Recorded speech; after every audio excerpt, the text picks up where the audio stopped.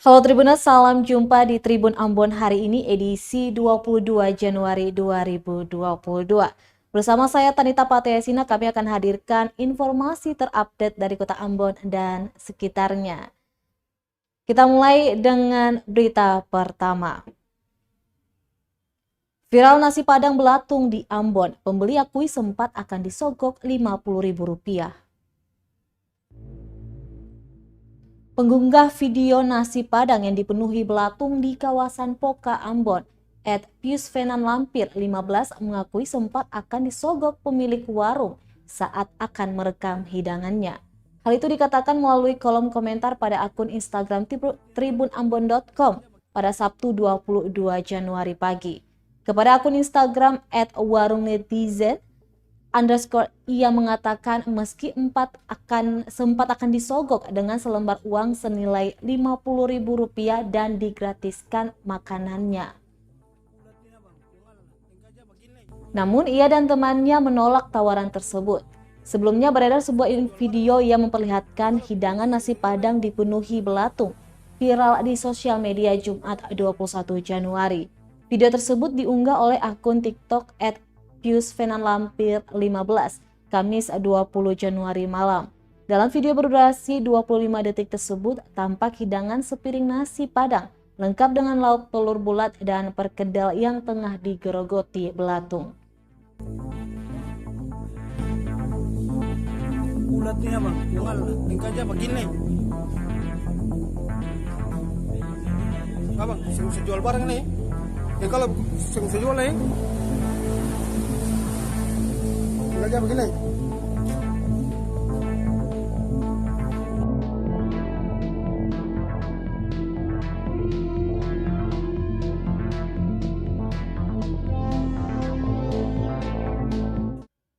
Target 80% vaksinasi anak di akhir Januari.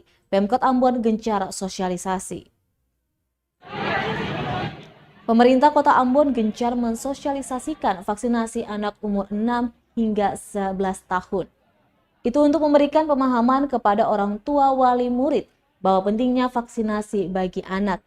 Hal tersebut disampaikan Kepala Dinas Kesehatan Kota Ambon Wendy Pelupesi kepada tribunambon.com Jumat 21 Januari. Selain itu, Pemkot akan menjadwalkan ulang bagi anak-anak yang mau divaksin, di mana orang tua bisa mendatangi gerai vaksinasi di lapangan Merdeka, serta di puskesmas maupun sekolah. Pasalnya saat ini masih ada orang tua yang masih takut membawa anaknya untuk divaksin. Padahal syarat utama dalam pelaksanaan pembelajaran tatap muka PTM di sekolah adalah anak yang sudah divaksin. Diketahui selama kurang lebih 10 hari digelar vaksinasi anak di Kota Ambon. Saat ini sudah mencapai 18.437 atau 57,99% anak yang telah menerima vaksin COVID-19 dosis pertama. Makanya pulang langsung jangan tidur sambil makan di sana ya, barang panitia bawa kan. Oh iya.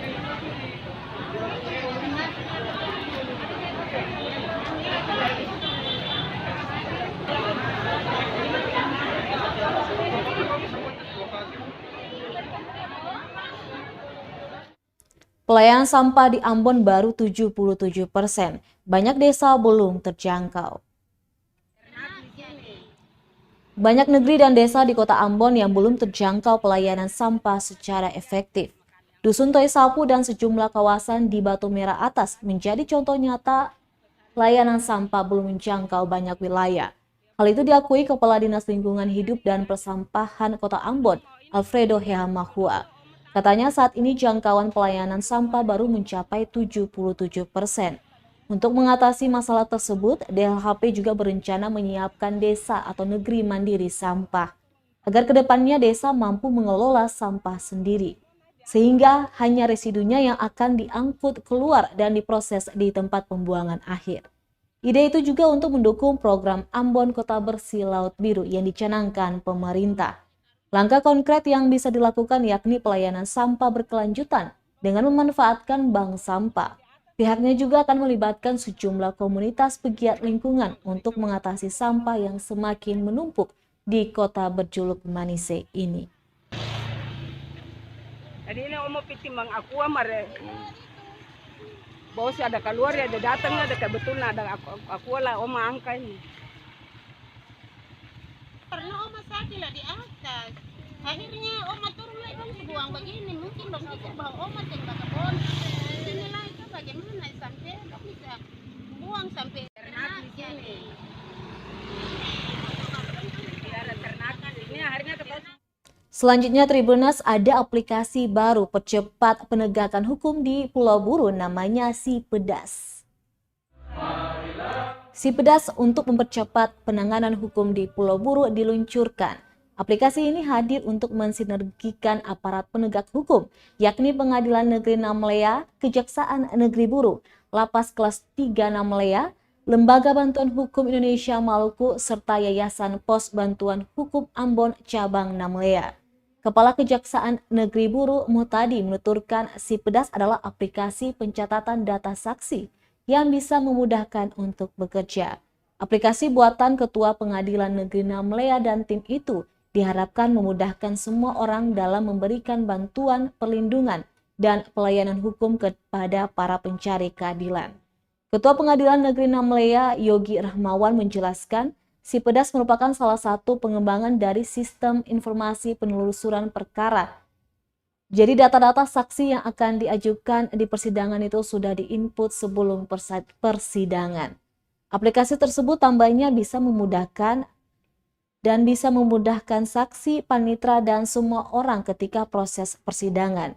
Yakni data saksi sudah langsung terdaftar dan telah terinput dalam berita acara. Tinggal divalidasi saja selanjutnya melalui gadget. Rahmawan menegaskan di era 4.0 semua administrasi perkantoran harus melalui digital elektronik, termasuk pengadilan dan lembaga hukum lainnya.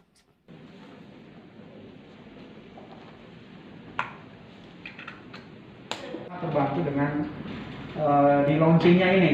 Kenapa? Karena kita memang membutuhkan sebuah aplikasi, ya, aplikasi teknologi informasi yang bisa memudahkan dalam bekerja, terutama bagaimana kita memberikan pelayanan kepada masyarakat, dan itu yang dituntut, ya. Terlebih dengan program zona integritas menuju WPK WBBM yang digagas oleh Kemenpan, yang itu kita jalankan, ini akan sangat membantu pencapaian kita di tahun 2022. Nah, ini salah satu pengembangan dari SPP, yang mana SPP ini kita belum mengakomodir semuanya. Jadi kemudian Pak Ari Tamer itu yang membuatnya. Jadi data-data saksi yang akan diajukan di persidangan itu sudah diinput sebelum persidangannya. Artinya memudahkan hakim, memudahkan panitera, dan memudahkan kita semua. Yang mana ketika kita bersidang, semua data saksi sudah ada dan kita input langsung dalam berita acara, jadi kita tidak usah lagi ngetik berita acara mengenai data saksi, kemudian hakim pun tidak perlu lagi memverifikasi di persidangan, hanya memvalidasinya lewat gadget seperti itu juga.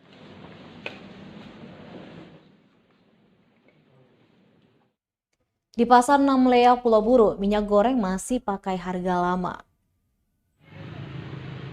Pedagang di pasar tradisional Namlea, Kabupaten Buru masih menjual minyak goreng dengan harga tinggi. Mereka mengaku belum menyesuaikan harga sesuai ketetapan pemerintah, yakni sebesar Rp14.000 per liter.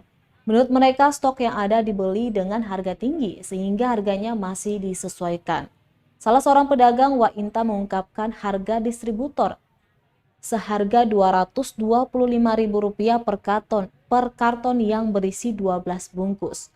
Menurutnya, kalau untuk minyak goreng jenis Bimoli ukuran cerigen dijual dengan harga Rp110.000. Sementara untuk ukuran 1 liter dijual seharga Rp20.000. Seperti diberitakan sebelumnya, untuk menyikapi hal ini, Dinas Perindustrian dan Perdagangan Kabupaten Buru mengaku belum bisa berbuat banyak. Kepala Disperindak Kabupaten Buru Ahdam Syafan Masugi mengaku pihaknya sendiri masih menunggu surat pemberitahuan agar bisa dilaksanakan sosialisasi kepada pedagang.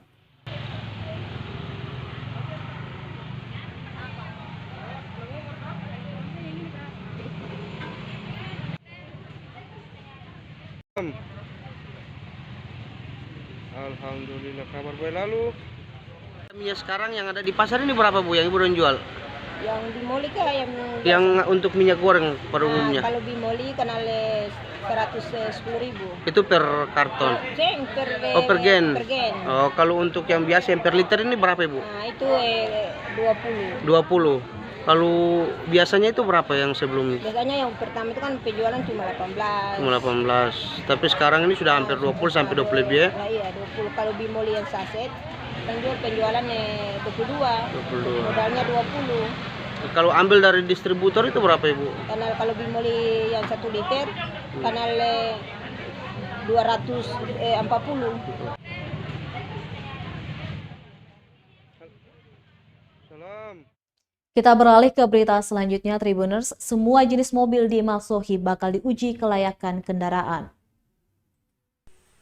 Semua jenis mobil di Kota Masohi, Maluku Tengah akan diuji kelayakan kendaraannya.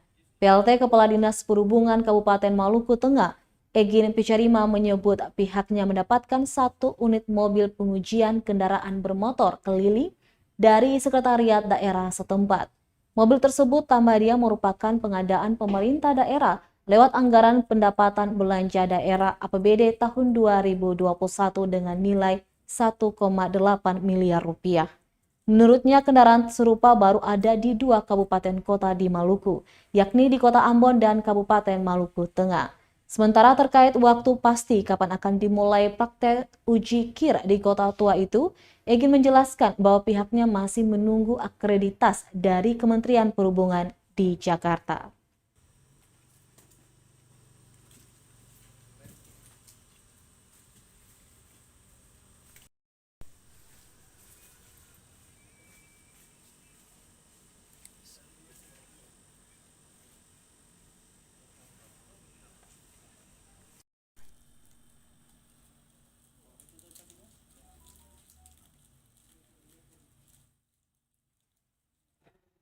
Kebut vaksinasi Brimob Batalion B pelopor jadi vaksinator di Maluku Tengah. Sebagai upaya membantu pemerintah mengejar target herd immunity, Brimob Polda Maluku Batalion B pelopor ikut menjadi vaksinator. Di gerai vaksinasi Terminal Binaya Masohi, tampak sejumlah anggota Brimob dipimpin Aibda Asrul kembali membantu tim medis Sabtu 22 Januari. Mereka membantu mulai dari pendaftaran hingga penyuntikan vaksin.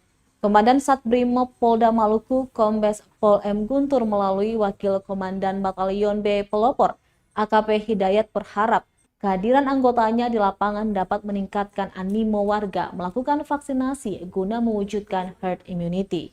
Di kesempatan itu juga personil Batalion B Pelopor juga membagikan masker kepada masyarakat yang tidak menggunakan masker, juga menyampaikan pentingnya taat protokol kesehatan.